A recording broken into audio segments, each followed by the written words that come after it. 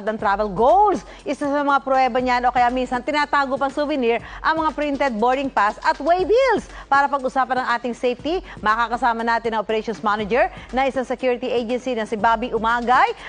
Magandang gabi, Mr. Bobby Umagay, at welcome sa Dapat Alam Mo. Magandang gabi po, ma'am. Ayan. Okay, dito po. Alin ba rito sa mga importanteng detalye na pwedeng gamitin sa pang-scam, itong sa waybill at sa boarding pass, sir?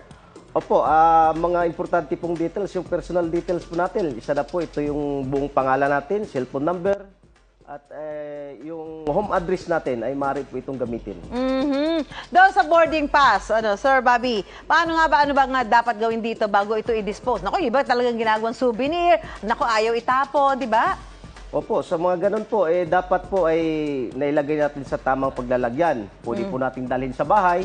At kung maaari po nating sunugin o burahin ng black ink at ito po ay pwede nating i-shredder upang makasiguro tayo. So, ito yung mga boarding pass. Yan, dapat i-shredder kung hanggat maaari. Punta naman tayo doon sa waybill. Naku, yung mga waybill, usong-uso yan. Ayan, nakalagay na pangalan, pati yung address. Ano ba dapat gawin bago ito itapon? Hindi nyo naman siguro ginagawang souvenir. Ito ano po? Opo, tama po. Paano tama pag-dispose yan, Sir Bobby? Kaya dapat po, ito ay makasiguro natin na hindi natin maiwan na kung saan-saan lamang. Ito ay kung maaari, ito po'y burahin natin yung ating mga pagkakilanlan po nandito.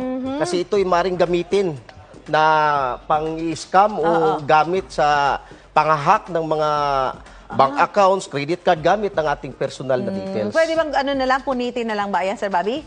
Hindi po basta sigurong pwedeng punitin lang kasi baka makita pa yung may malalaman, may matitira pang Detalye. personal na details natin. So, Opo. pinuhin? Mas nakasiguro po tayo kung mapino po ito'y masunog o mabura.